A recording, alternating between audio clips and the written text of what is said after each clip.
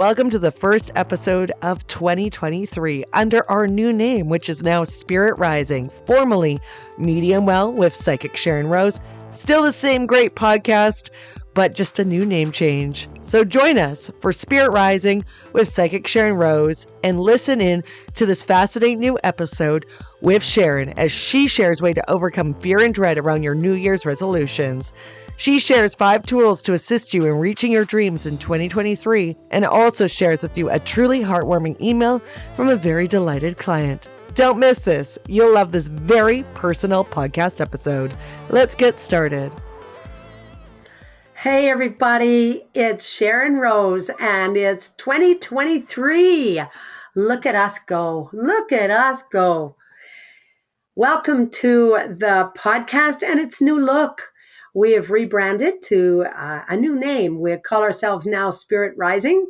And the reason we made the change was because Medium Well really indicated that we were a mediumship podcast. And there's some mediumship involved, of course, but it isn't all about that. It's about psychic lifestyle and law of attraction and mediumship and all the work you do to become the very best that you can be. So we have rebranded to Spirit Rising with Psychic Sharon Rose. I'd love to get some feedback from you too. Sharon at SharonRose.com. Happy to hear from you. That would be great. Today, I want to talk to you about the dreaded resolution, the New Year's resolution. This is our very first podcast, our 71st actually podcast, but our very first one for 2023. And we're pretty excited because we've got this new rebrand and we've got a year ahead. We think we know what we're doing now. It takes a little bit to get your feet wet in the podcast arena. And it would have been real easy to quit a year and a half, 2 years ago, but we didn't. We stuck with it. And my producer, Jen, I just love her so much. It's Happy New Year's, Jen, because I know she's going to be editing this. And Happy New Year to all of you. Let's make your New Year's resolution something you really want this year. And that's something that's not going to become a dreaded thing that you're going to drop the ball at the end of January or middle February and say, oh, heck, I failed again. Because let me tell you something, when you make promises to yourself and you let yourself down, you start really not believing you're worthy. It starts really affecting your sense of well-being. So what I want to do is I want to go over some options that I can give you, and then I want to share an email that I received from a client I worked with a lot. She did the full coaching program. She did one of the mini coaching programs. We did a lot of one-on-one consultation over the past year. Might have been even more than a year. And she's found herself with her dreams coming true. And I want to help your dreams come true too. So if working with me can help her, working with me can help you. Listen up. Okay? Now, I don't know what you already know. So if some of this is old news, just ignore it and listen up for the rest. If it's brand new to you, make sure you've got pen and paper. One of the things that I absolutely encourage my clients to do is take a look around your world and find what you can appreciate. Really find what you can appreciate. And it pays to actually sit down and put pen to paper and write down those things you appreciate. And when you start getting a real handle on how to do that, what you can also do is you can then start doing what is called rampages of appreciation. And a rampage is basically when you go to bed at night, you put your head on the pillow, you close your eyes and you review your day and you just offer up appreciation for all the things that happen, good, bad, and ugly for the day, because if it's good, it's wonderful, of course. And if it's bad or ugly, there's a lesson to be learned and you want to know what that is before you close your eyes to sleep that night. That way you're not carrying a lot of worry, a lot of resistance, a lot of stress, and a lot of anxiety. Then you do the same thing in the morning when you wake up. Now, what's happening is every time you step into appreciation, you're raising your vibratory tone. So you're raising your emotions to a high vibratory place. And what that's going to do, trust me, this works. When I read you the email I received from my client, you'll understand. This works. When you raise your vibration up to a high appreciation, loving, compassionate, positive, empowered place, you're going to find that you will draw energy from the universe around you, people from the universe around you, situations and experiences from the world around you that will enhance that for you. And you will be drawing to you exactly what matches those feelings. When you live in fear, anxiety, stress, anger, you are drawing to you those exact same things. So affirmations are something you can also bring to play at the table. So don't forget, do those appreciations in the morning and at night every day. Get good at it and write it on paper. It doesn't hurt. And if you want to write something out that you're really dreaming of with your affirmations, you can do that too. Write it out every day. Affirmations are a statement, first person, positive statement, present tense. So I feel joy in my relationship. I am extremely happy with my work. I love the car I drive. I really enjoy the house I live in. Those are called affirmations. You notice first person, I, me, positive statement, first person, positive statement, and present tense. I'm speaking in the now. So when your dreams are all about the future, that just doesn't get you anywhere because all you're doing is dreaming about the future and you're continuing on. And it's kind of like magnets when they repel. It stays away from you. It's further and further away all the time. You're dreaming of the future because you have it in your mind in the future.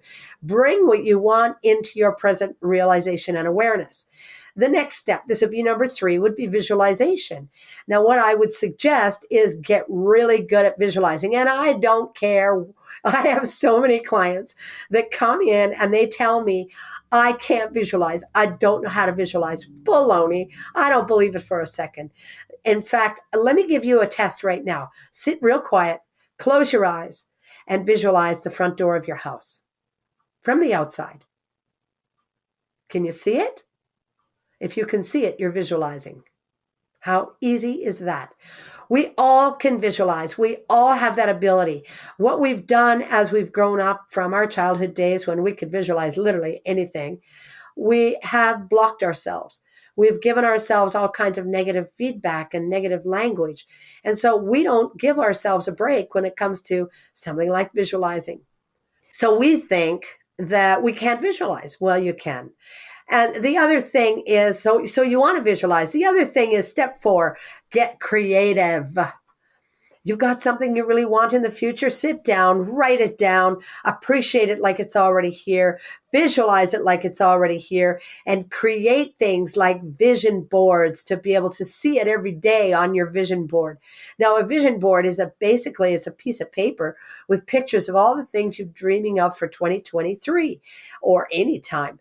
And when you look at that vision board, you feel really good because it's right there in front of you. It's present, it's current, it's in the now. So step number 4 is create different stimuli to help you get closer and closer to your dream. Do the things you're required to do. Now, number 5 is a little bit trickier. Take a look around your world and find those negative interactions you're having with various family or friends or neighbors or coworkers. Anyone you've got kind of a negative balance going on with. It's really important at this point to sit down and say, how important is this negativity in my life right now? Do I need this interaction? Is it important to me? And the key to this is if you find that, no, I don't need this and I don't want this, is learn how to let it go with a loving heart. You cannot just throw people away randomly here and there, willy-nilly, or experiences because you don't like them and like a petty child. What you want to do is you want to be able to release the experience, learn what it is you need to know from that experience, and then let it go with a loving heart and compassionate nature. And be able to say, maybe it's your brother who's really just been totally a negative influence your whole life. Maybe you have to let your brother go. Now, for most people out there, family is golden. And I agree, family rocks. I couldn't survive without my family, but it hasn't always been that way. And my children and my grandchildren and my extended family, they're where my joy is. But it wasn't always like that. I've had people where I've had to literally let them go. And it was painful. I was sad. I was angry, but I was carrying that sadness, that anger, that frustration, and that hurt all the years that I carried it. And it was beating me up. And every time we had an interaction, I would blame myself. I would think something's wrong with me. I wasn't worthy. And it would start again. When I finally let this one particular person go, my world completely changed. And I was able to start reaching for the best of me instead of always dwelling on the worst. Okay? So now I'm going to read you this email. And I want you to really listen carefully here, because this young lady is absolutely a magnificent young woman, but she's a normal person like the rest of us. And here is her email that I received on December the 28th. And today is December 30th, and this podcast will be going out for the 1st of January, in the first Wednesday of January. Hi, Sharon. I hope you had it, and I'm going to call her Elle, all right? I hope you had a great Christmas with your loved ones. We last chatted earlier this year when you helped me with things around my dad. Now, I want to tell you something. I'm going to break into this email. There were issues for her around her dad. This has been going well. I've talked to him a small amount of times and feel way less attached to his energy. I wanted to update you to let you know that I'm currently 15 weeks pregnant. It is such an exciting time, and I feel I'm equipped to be the mom I want to be because of all the good work I did with you along the journey. Thank you so much for your care and your wisdom. I can't wait to find out if it's a boy with curly blonde hair you once told me I would have. Wishing you all the best in 2023, Elle. Let me tell you, when I got that email, it could have been me discovering that I was going to have a child. Sorry about that, folks. It could have been me. And the reason I'm saying that is when you do this kind of work, you are 100% fully invested in your client. This is heart work. This is the core of what it's all about. And when Elle first got a hold of me, her issue was primarily she wanted a baby. Her and her husband had been trying for a long time. They couldn't get pregnant. They'd done all the tests. They couldn't find anything wrong. They were considering in vitro. I can't remember if she might have even tried. I don't know. There were a few, I believe, miscarriages along the way. But this young lady listened when I was talking to her. She listened when I was sharing with her the options and the things that she could do to help her have the result that she wanted to have. All 5 of those things that I gave you at the beginning of this podcast, she did. And the situation around her father has made it possible for her to let go of frustration, sadness, and anger, and let go of the feeling unworthy, and let go of feeling unloved. Her husband adores her. She had that strength, and I encouraged her to step into the powerful energy of him and the powerful energy of them together and the powerful energy of the people around her who had her back. This girl I've never met face to face.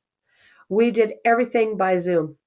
And the reason is because she doesn't live around me. I've seen her face to face in the Zoom, but I've never met her in person.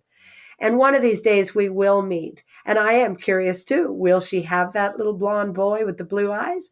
Or is she going to end up, because she's dark hair, by the way, or is she going to end up having more than one child? It's hard to say. This is not the first experience I've had where somebody has come to me and they feel like they can't have a child. But she's one of 2 that did exactly what I wanted them to do. And they both, now she's expecting a child, and the other lady now has 3 children. And she was 4 years without being able to experience pregnancy, a successful pregnancy. What I guess I'm trying to tell you is do not beat yourself up and set goals that you're not willing to follow up. And you've got to have a plan. You can't just willy-nilly follow a goal with no plan. You've got to have a plan. Start doing your affirmations. Start doing appreciations. Start doing visualizations. Let go of anger, frustration, sadness. Get rid of the toxic people in your life so that you can actually move forward and feel good about yourself. Do things like use tools like vision boards and things like that.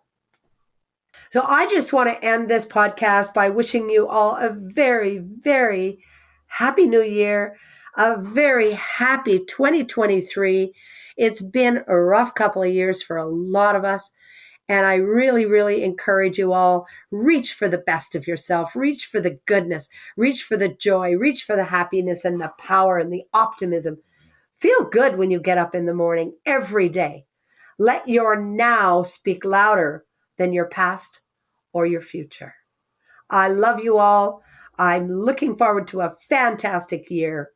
Take care, and I'll see you in episode 72. Bye-bye for now. Thank you for listening to Spirit Rising with Psychic Sharon Rose, formerly the Medium Well podcast. Still the same great podcast with the same great advice from Sharon Rose. Make sure you follow us on your favorite podcast player, Apple, Spotify, Amazon, Google Podcasts, and never miss an episode. All you have to do is follow on your favorite player, and you'll be able to catch a new episode of Spirit Rising with Psychic Sharon Rose every Wednesday, released at 7 a.m. Pacific Standard Time. We'll talk to you next time.